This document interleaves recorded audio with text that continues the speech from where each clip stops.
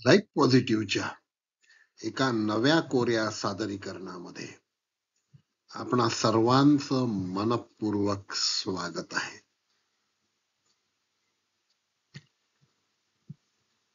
आज शनिवार आहे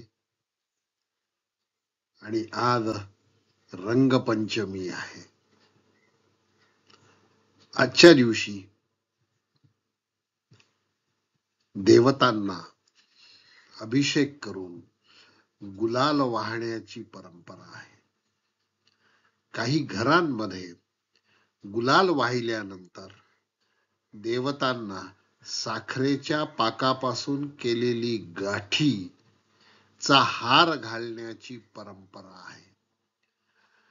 रंगपंचमीच्या दिवशी महालक्ष्मीचे पूजन करण्याची पण प्रथा आहे, परंतु ही एकमेव पंचमी नाही. हिंदू सणांमध्ये पंचमीचं अनन्यसाधारण महत्व आहे. या रंगपंचमीच्या निमित्ताने हिंदू कॅलेंडरमध्ये हिंदू महिन्यांमध्ये येणाऱ्या पंचमीच्या निरनिराळ्या उत्सवांचं सणांचं महत्व काय, अर्थ काय हे समजून घेण्याचा प्रयत्न आपण करणार आहोत. म्हणून सबटायटल आहे पंचमी तिथी महत्व.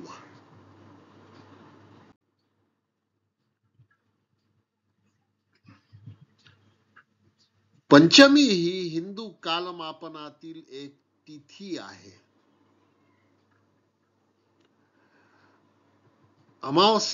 अमावस्येनंतर किंवा पौर्णिमेनंतर 5व्या दिवशी येणारी तिथी म्हणजे पंचमी. अमावस्येनंतरच्या 5व्या दिवशी येणारी शुक्ल पंचमी असते किंवा शुद्ध पंचमी असते. तर पौर्णिमेनंतरच्या 5व्या दिवशी येणारी ती कृष्ण पंचमी किंवा वैद्य पंचमी असते.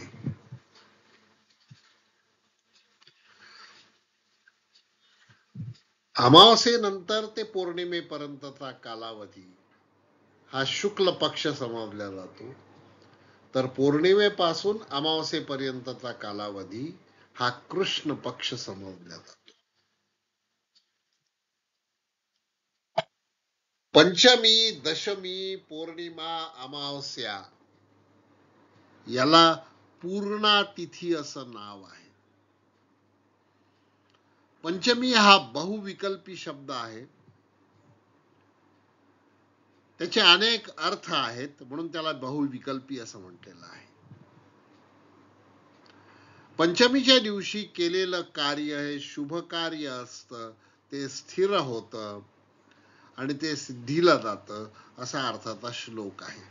शुभकर्माणि सर्वाणि स्थिराणि चराणि च ऋणाज्ञानम विनायांती सुसिद्धिम पंचमी दिने. भारतीयांनी खगोलशास्त्राचा सखोल अभ्यास केलेला होता आणि तेही इसवी सन पूर्व 3000 ते 5000 या वर्षाच्या कालावधीत. पंचमी तिथीला सूर्य आणि चंद्र यातील अंतर किती असतं हे भारतीयांना ज्ञात होतं. शुक्ल पंचमी मध्ये ते अंतर 49 डिग्री ते 60 डिग्री पर्यंतच असतं. तर कृष्ण पक्षाच्या पंचमीमध्ये सूर्य आणि चंद्रामधील अंतर 229 डिग्री ते 240 डिग्री एवढं असतं. याच्यावरून आपल्याला कल्पना येते की भारतीयांनी धर्म हा धारणा करणारा धर्म आहे, सर्वांचा विचार करणारा धर्म आहे, शास्त्रावर आधारित धर्म आहे आणि अभ्यासावर आधारित धर्म आहे. त्यामुळे हिंदू धर्माला, हिंदू धर्माच्या परंपरेला विनाकारण नावं ठेवण्याची आणि बडवण्याची जी पुरोगामांची, तथाकथित पुरोगामी लोकांची वृत्ती आहे, ती हिंदू लोकांनी अभ्यासाने हाणून पाडली पाहिजे अशी विनंती आहे. आपण यापुढे आता तालिका बघणार आहोत आणि प्रत्येक तालिकेमध्ये 2 पंचमीचे सण किंवा दिनविशेष आपण अभ्यासणार आहोत. अशा एकूण 9 पंचमी आपण अभ्यासणार आहोत. श्री पंचमी किंवा लक्ष्मी पंचमी ही चैत्र शुक्ल पंचमीला साजरी केल्या जाते. याला श्री पंचमी, श्री म्हणजे सुबत्ता, संपत्ती म्हणजेच लक्ष्मी. ही पंचमी स्त्रिया सौभाग्य प्राप्तीसाठी व घरामध्ये समृद्धी आणि सुखप्राप्तीसाठी चैत्र शुक्ल पंचमीचे व्रत करत असतात. प्रत्येक प्रांतानुसार व्रताचं स्वरूप थोडंफार बदलतं, पण सगळ्यांचा उद्देश हा निरामय आयुष्याकडे जाण्यासाठी व्रतवैकल्य करण्याचा आहे, हे तुमच्या लक्षात येईल. दुसरी पंचमी आहे ती कोकिळा पंचमी आहे. आषाढ शुक्ल पंचमीला कोकिळा पंचमी असं म्हणतात. या दिवशी कुमारी कन्या योग्य पतीची इच्छा करण्यासाठी हे व्रत करतात. कोकिळा पंचमी हे व्रत पार्वतीने शंकराला प्राप्त करण्यासाठी केलेलं होतं, अशा प्रकारच्या कथा पुराणांमध्ये आहेत.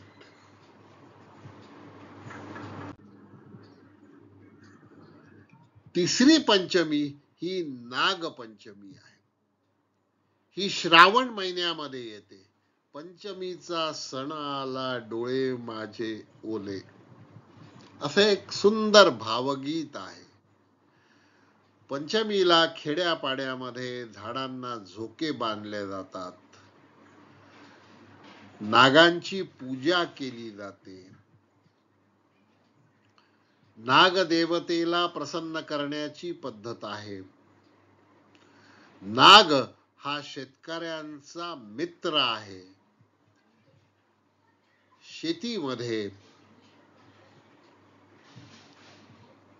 शेतीमध्ये पिकांची नासधूस करणाऱ्या उंदरांना नियंत्रणात ठेवण्याचं काम सर्प आणि नाग करत असतात.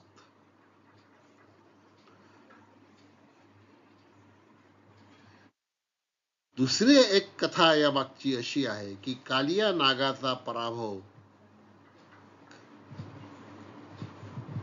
कंसाच्या आदेशानुसार, कंसाच्या सांगण्यानुसार कालिया नाग हा समुद्रातून यमुनेच्या पात्रात आला होता आणि यमुनेच्या पात्रामध्ये कालिया नागाने येऊन यमुना नदी दूषित केली होती. त्यामुळे गोकुळातील गायी, वासरं आणि जनजीवन यांना धोका निर्माण झाला होता आणि 16 कलाधारी श्रीकृष्णाने यमुनेच्या डोहामध्ये उडी घेऊन कालिया नागाचं त्याला शरण आणलं आणि भगवान श्रीकृष्ण याच दिवशी कालिया नागावर विजय मिळवून सुरक्षित वर आलेत.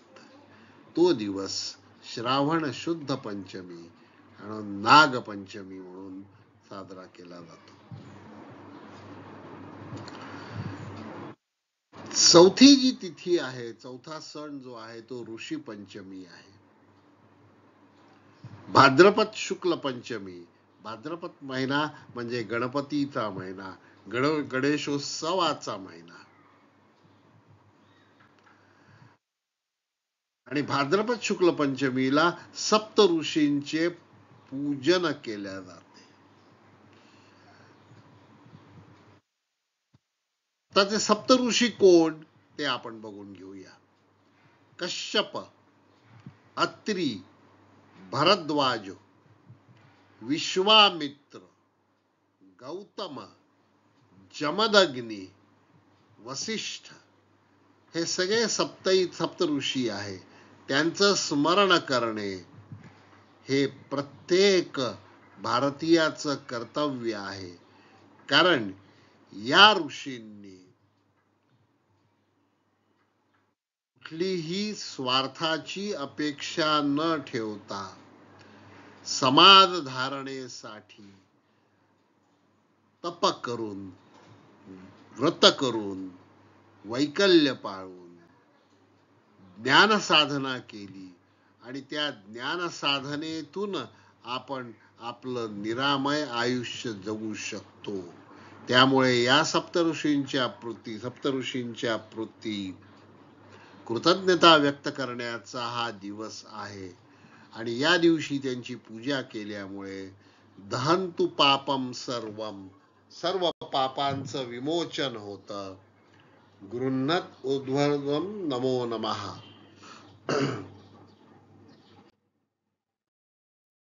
ललिता पंचमी हा अश्विन शुक्ल पंचमी. अश्विन महिना म्हटला की नवरात्रीचा महिना आहे. 9 रात्री, देवीच्या 9 रात्री, देवीचे 9 रूप. ललिता पंचमी, ललिता स्तोत्र प्रसिद्ध स्तोत्र आहे. त्याच्यावर आपण एक व्हिडिओ तयार केलेला आहे. आपण चॅनलला भेट द्या आणि तो नक्की बघा. ललिता पंचमीच्या दिवशी किंवा या दिवशी पाप नाशिनी पंचमी असंही म्हटलं जातं.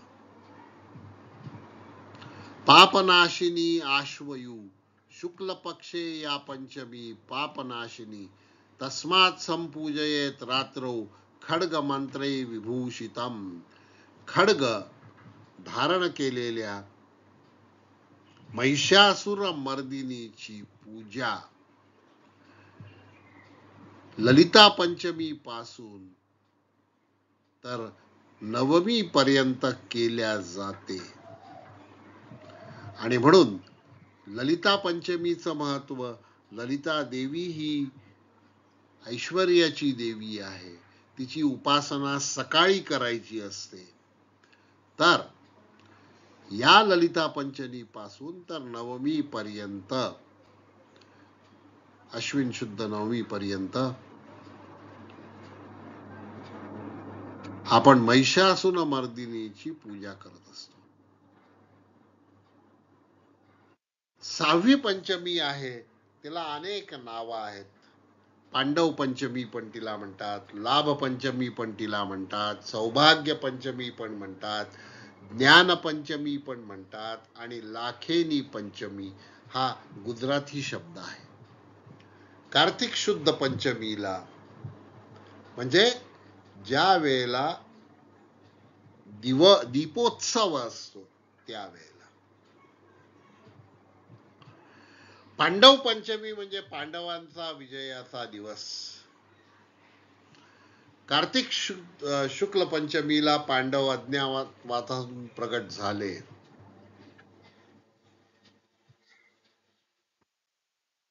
पांडवांच्या विजयामुळे त्यांची पूजा करून त्यांच्यात असलेले साहस, शौर्य, वीरत्व, आदर्श गुणांचे पूजन करण्याची परंपरा आहे. ज्या लोकांना दीपावलीच्या अमावस्येच्या दिवशी येणाऱ्या लक्ष्मी पूजनाचे पूजन करता आले नाही, बघा भारतीय परंपरा किती मोठी आहे. एखाद्या दिवशी एखादं व्रत तुम्हाला करता आलं नाही तर त्याचा पर्यायही देऊन ठेवलेला आहे. हे याच दिवशी झालं पाहिजे असा अट्टहास नाही आहे. मग अमावस्येच्या दिवशी तुम्हाला लक्ष्मी पूजन करता आलं नाही दीपावलीच्या वेळेस, तर कार्तिक शुद्ध पंचमीच्या दिवशी तुम्ही लक्ष्मी पूजन करू शकता आणि व्यापारी चोपडी पूजन करू शकतात आणि म्हणून त्याला लाभ पंचमी असं म्हणतात। या पंचमीच्या दिवशी व्रत ठेवल्याने सौभाग्य प्राप्त होतं, ज्ञान प्राप्त होतं, वीरत्व आणि शौर्य आणि आदर्श जीवनाचं व्रत प्राप्त होतं। म्हणून ही कार्तिक शुद्ध पंचमी आपण साजरी करत असतो। त्यानंतर 7वी पंचमी आहे ती वसंत पंचमी। माघ शुद्ध पंचमीला वसंत पंचमी असं म्हणतात। हा दिवस सरस्वती पूजनाचा दिवस आहे। जर आपल्याला विद्या प्राप्त करून घ्यायची असेल, अविद्येपासून मुक्ती पाहिजे असेल, तर वसंत ऋतूच्या आरंभाचा हा दिवस आहे। सौभाग्य प्राप्तीसाठी, लक्ष्मी आणि समृद्धी प्राप्तीसाठी, सुख प्राप्तीसाठी या दिवशी आपण देवीची उपासना करायला पाहिजे। वसंत मासाचा प्रारंभ म्हणून त्याला, वसंत ऋतूचा आरंभ म्हणून याला वसंत पंचमी असं नाव पडलेलं आहे।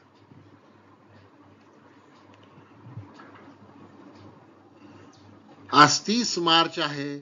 आज रंगपंचमी आहे। आज फाल्गुन वैद्य पंचमी आहे। सुरुवातीला सांगितल्याप्रमाणे घरात पूजनीय असणाऱ्या देवी देवतांना शुद्ध गुलाल अर्पण करायचा असतो आणि गुलाल हा गणपतीला फार प्रिय आहे। ज्या वेळेला जीवनामध्ये संकट येतात, एक चिमूटभर शुद्ध गुलाल गणपतीला वाहा, तुमच्या समस्यांपासून तुमची मुक्ती होईल। हा एक सोपा उपाय करून बघा। रंगपंचमीच्या दिवशी देवतांना शुद्ध गुलाल अर्पण करायचा। आपल्या जीवनात समस्या येणार नाहीत, आल्या तर त्या सुटतील। या दिवशी 2 मंत्रांचा जप करण्याची पद्धत आहे। अनेक मंत्र आहेत, त्यातले हे 2 निवडक मंत्र आपल्यासाठी देतो आहे। पहिला जो मंत्र आहे, तर ज्या नवविवाहित स्त्रियांना पुत्र प्राप्तीची अपेक्षा आहे, त्यांनी या मंत्राचा हा मंत्र आपल्यासाठी सिद्ध करून घ्यावा। मंत्र सिद्ध करण्यासाठी एका जागी 3 तास 40 मिनिटं बसावं आणि 108 वेळा हा मंत्र जसा जमेल त्या दिवशी तो म्हणावा। देवकी सुत गोविंद वासुदेव जगतपते देही मे तनयम कृष्ण त्वामहम शरणम गता। इतका सोपा आहे। मी तुला शरण आलेले आहे कृष्णा। तू देवकीचा सूत आहे, तू गोविंद आहे, तू वासुदेव आहे, तू जगतपती आहे। मला एक पुत्र दे। दुसरा जो एक मंत्र आहे, ओम क्लीम कृष्णाय गोविंदाय गोपीजन वल्लभाय स्वाहा। हाही खूप सोपा मंत्र आहे। रंगपंचमीच्या दिवशी सिद्धासनावर बसून हा मंत्राचा जप करावा।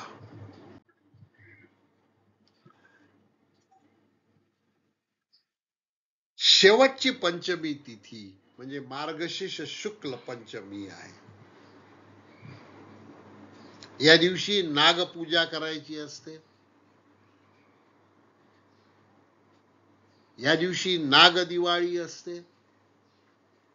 नाग प्रतिमेचं पूजन केलं जातं। नाग प्रतिमेला दुधाने अभिषेक केला जातो।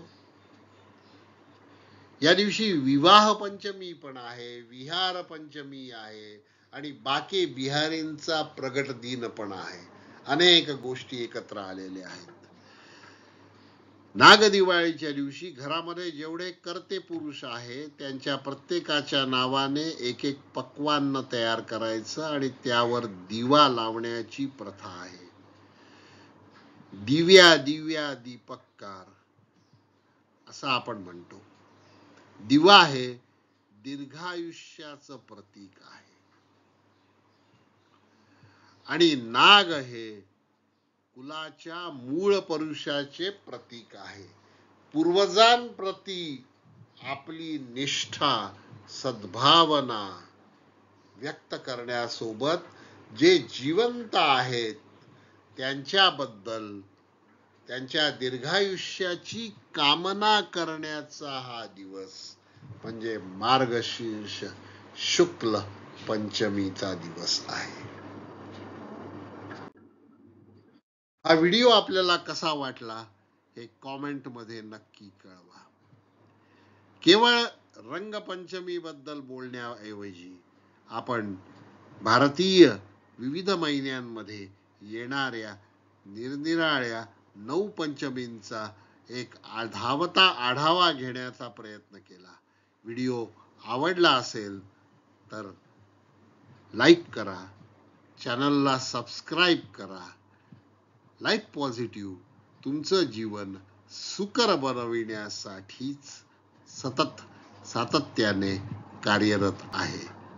आपण आपला वेळ दिला त्याबद्दल धन्यवाद.